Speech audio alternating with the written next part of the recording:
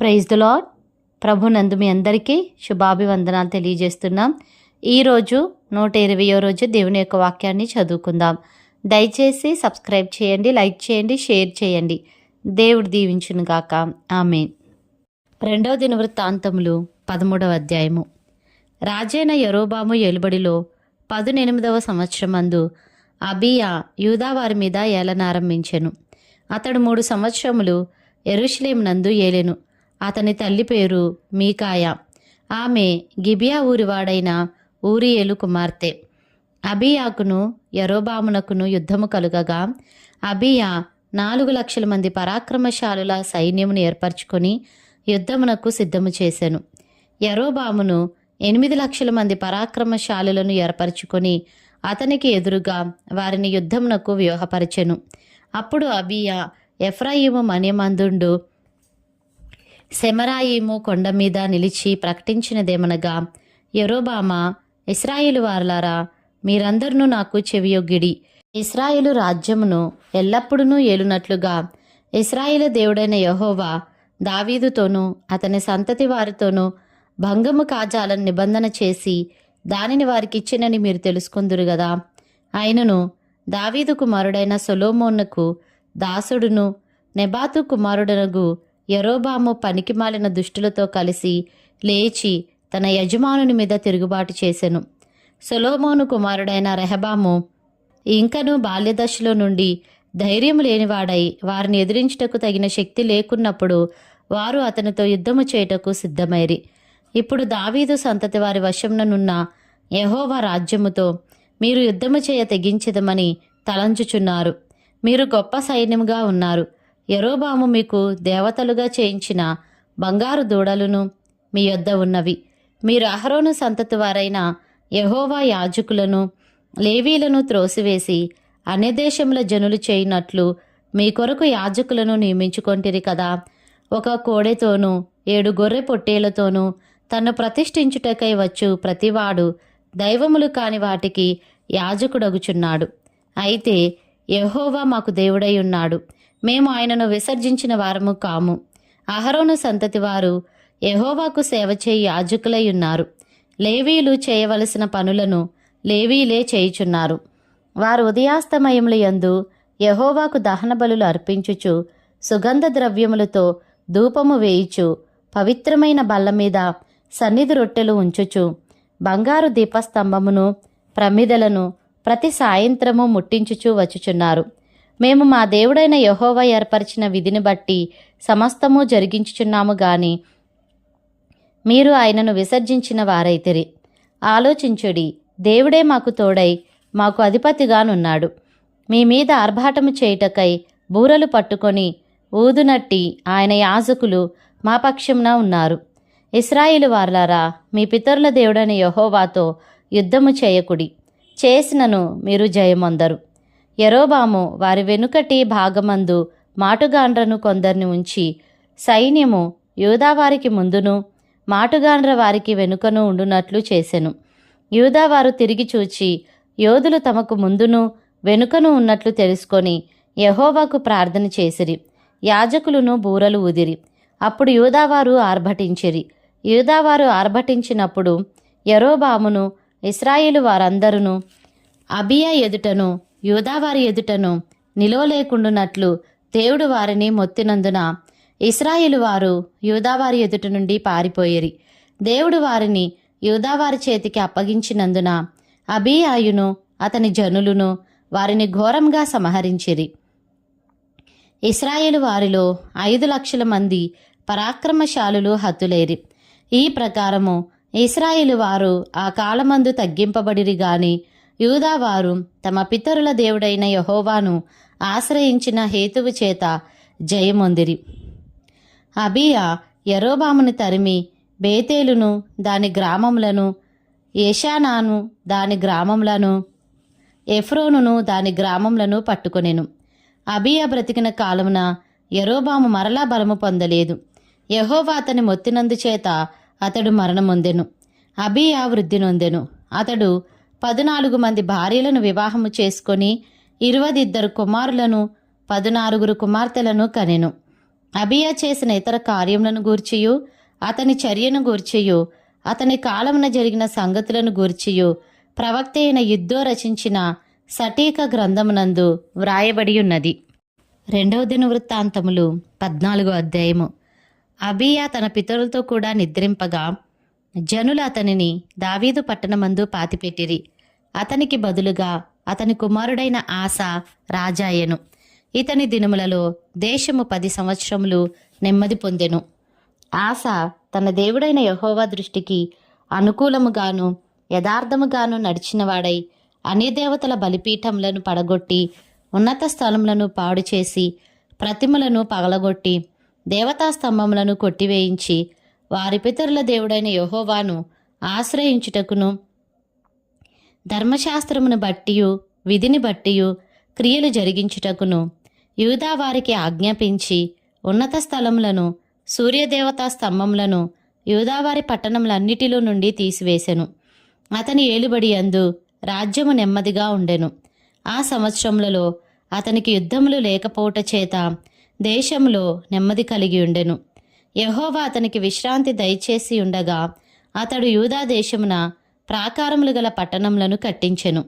అతడు యూదా వారికి ఇలాగూ ప్రకటన చేసెను: మన దేవుడైన యెహోవాను మనం ఆశ్రయించితిమి. ఆశ్రయించినందున ఆయన మన చుట్టూను నెమ్మది కలుగజేసి ఉన్నాడు. దేశమందు మనము నిరభ్యంతరముగా తిరగవచ్చును. మనము ఈ పట్టణములను కట్టించి వాటికి ప్రాకారములను గోపురములను గుమ్మములను ద్వారబంధములను అమర్చుదుము. కాగా వారు పట్టణములను కట్టి వృద్ధి నొందిరి. ఆ కాలమున డాళ్లను ఈటెలను పట్టుకును 3,00,000 మంది యూదావారును కేడెములు ధరించి విల్లువేయు 2,08,000 మంది బెన్యామీనీలును కూడిన సైన్యము ఆసాకు ఉండెను. వీరందరూ పరాక్రమశాలులై ఉండిరి.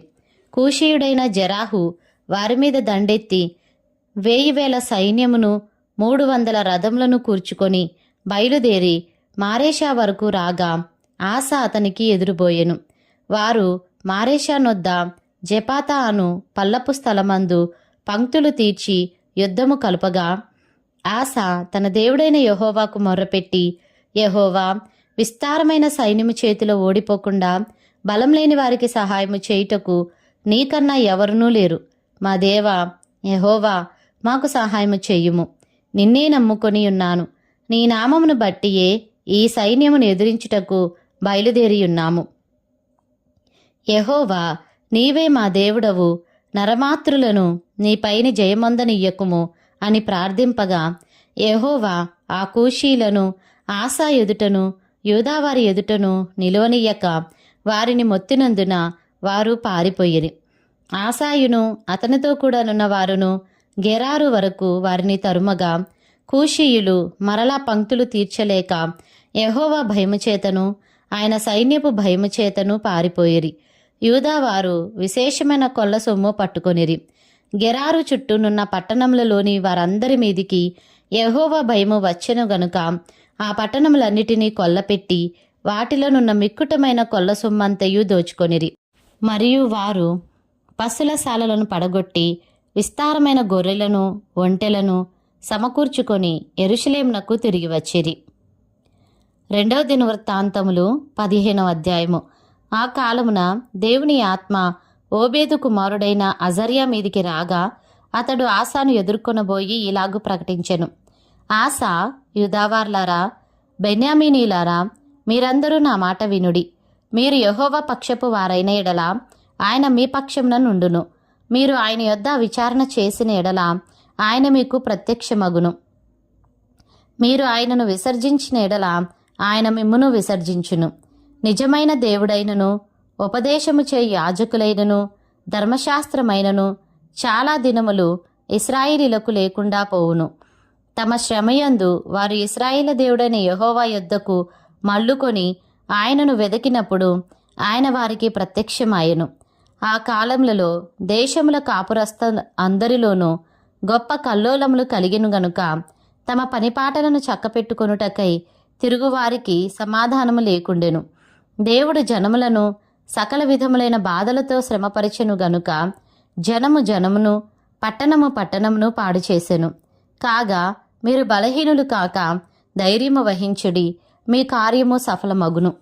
ప్రవక్త అయిన ఓదేదు ప్రవచించిన ఈ మాటలు ఆసా వినినప్పుడు అతడు ధైర్యము తెచ్చుకొని యూదా బెన్యామీనీల దేశం అంతటి నుండి ఎఫ్రాయిము మన్యములో తాను పట్టుకునిన పట్టణములలో నుండి హేయములైన విగ్రహములన్నిటినీ తీసివేసి యెహోవా మంటపము ఎదుట నుండు యెహోవా బలిపీఠమును మరలా కట్టించి యూదా వారినందరినీ బెన్యామీనీలనందరినీ ఎఫ్రాయిము మనష్షే షిమ్యోను గోత్ర స్థానములలో నుండి వచ్చి వారి మధ్య నివసించు పరదేశులను సమకూర్చెను. అతని దేవుడైన యెహోవా అతనికి సహాయుడై ఉండుట చూచి ఇశ్రాయేలు వారిలో నుండి విస్తారమైన జనులు అతని పక్షమున చేరిరి.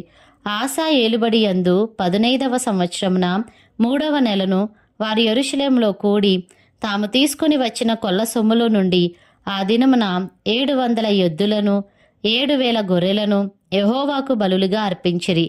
పూర్ణ హృదయముతోనూ పూర్ణ ఆత్మతోనూ తమ పితరుల దేవుడైన యెహోవా యొద్ద తాము విచారణ చేయుదుమనియు పిన్నలే గాని పెద్దలే గాని పురుషులే గాని స్త్రీలే గాని ఇశ్రాయేలు దేవుడైన యెహోవా యొద్ద విచారణ చేయని వారికి అందరికిని మరణము విధించుదుమనియు నిష్కర్ష చేసుకొనిరి. వారు ఎలుగెత్తి బొబ్బలిడుచు మేళములతోనూ బూరల నాదముతోనూ భేరీ ధ్వనులతోనూ యెహోవా సన్నిధిని ప్రమాణము చేసిరి. ఇలాగు ప్రమాణము చేయబడగా యూదావారందరూ సంతోషించిరి. వారు పూర్ణ హృదయముతో ప్రమాణము చేసి పూర్ణ మనస్సుతో ఆయనను వెదికియుండిరి గనుక యెహోవా వారికి ప్రత్యక్షమై చుట్టూనున్న దేశస్థులతో యుద్ధము లేకుండా వారికి నెమ్మది కలుగజేసెను. మరియు తన తల్లి అయిన మయక అసహ్యమైన యొక్క దేవతాస్తంభమును నిలిపినందున ఆమె ఇక పట్టపు దేవి అయి ఉండకుండా రాజైన ఆస ఆమెను త్రోసివేసి ఆమె నిలిపిన విగ్రహమును పడగొట్టి చిన్నాభిన్నము చేసి కిద్రోను వాగు దగ్గర దాన్ని కాల్చివేశెను. ఆస ఉన్నత స్థలములను ఇశ్రాయేల్లో నుండి తీసివేయలేదు గాని ఇతడు బ్రతికిన కాలం అంతయు ఇతని హృదయం యథార్థముగా ఉండెను. తన తండ్రి ప్రతిష్ఠించినట్టియు తాను ప్రతిష్ఠించినట్టియు వెండిని బంగారమును ఉపకరణములను అతడు తీసుకొని దేవుని మందిరం అందుంచెను. ఆసా ఏలుబడియందు 35వ సంవత్సరము వరకు యుద్ధములు జరుగలేదు. 2వ దినవృత్తాంతములు 16వ అధ్యాయము. ఆసా ఏలుబడియందు 36వ సంవత్సరమున ఇశ్రాయేలు రాజైన బయేషా యూదావారి మీద దండెత్తి బయలుదేరి యూదారాజైన ఆసా యుద్ధకు రాకపోకలు జరుగుకుండునట్లు రామాను కట్టింపగా ఆసా యెహోవా మందిరమందును రాజనగరునందును ఉన్న బొక్కసములలోని వెండి బంగారములను తీసి దమస్కులో నివాసము చేయు సిరియా రాజగు బెన్హదదు నొద్దకు దూతల చేత పంపించి నా తండ్రికిని నీ తండ్రికిని కలిగి ఉన్నట్లు నాకును నీకును సంధి కలిగి ఉన్నది. వెండిని బంగారమును నీకు పంపియున్నాను.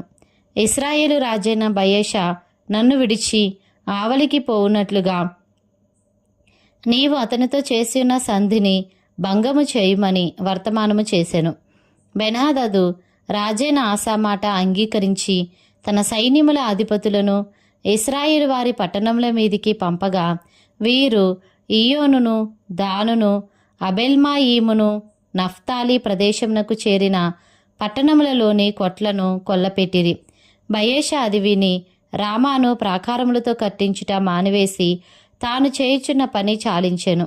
అప్పుడు రాజైన ఆసా యూదా వారినందరినీ సమకూర్చెను. వీరు పోయి బయేషా కట్టించుచుండిన రామా పట్టణపు రాళ్లను దూలములను తీసుకుని వచ్చిరి. వాటితో ఆసా గెబాను మిస్పాను ప్రాకారపురములుగా కట్టించెను. ఆ కాలమందు దీర్ఘదర్శి అయిన హనాని యోధారాజైన ఆసా యుద్ధకు వచ్చి అతనితో ఇలాగు ప్రకటించెను. నీవు నీ దేవుడైన యెహోవాను నమ్ముకొనక సిరియా రాజును నమ్ముకొంటివే. సిరియా రాజు యొక్క సైన్యము నీ వశం నుండి తప్పించుకొని పోయెను. బహువిస్తారమైన రథములను గుర్రపు రౌతులను గల కూషీయులను లూబీయులను గొప్ప దండై వచ్చిరి గదా. అయినను నీవు యెహోవాను నమ్ముకొనినందున ఆయన వారిని నీ చేతికి అప్పగించెను. తన ఎడల యథార్థ హృదయము గల వారిని బలపరచుటకై యెహోవా కనుదృష్టి లోకమందంతటా సంచారము చేయుచున్నది. ఈ విషయమందు నీవు మతి తప్పి ప్రవర్తించితివి గనుక ఇది మొదలుకొని నీకు యుద్ధములే కలుగును. ఆ దీర్ఘదర్శి అట్లు ప్రకటించినందుకు ఆస అతని మీద కోపగించి రౌద్రము చూపి అతనిని బందీగృహంలో వేసెను. ఇదియుగాక ఆ సమయమందే ఆస జనులలో కొందరిని బాధపరిచెను. ఆస చేసిన కార్యములన్నిటిని గూర్చి యూదా ఇశ్రాయేలు రాజుల గ్రంథమందు వ్రాయబడి ఉన్నది.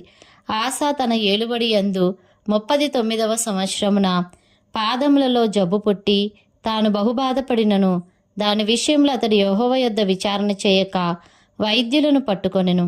ఆస తన పితరులతో కూడా నిద్రించి తన ఏలుబడి యందు 41వ సంవత్సరమున మృతి నొందగా అత్తరు పనివారి చేత సిద్ధము చేయబడిన సుగంధ వర్గములతోనూ పరిమళ ద్రవ్యములతోనూ నిండిన పడక మీద జనులు అతన్ని ఉంచి అతని నిమిత్తము బహువిస్తారమైన గంధవర్గములను దహించి దావీదు పట్టణమందు అతడు తన కొరకై తొలిపించుకొనిన సమాధి యందు అతన్ని పాతిపెట్టిరి.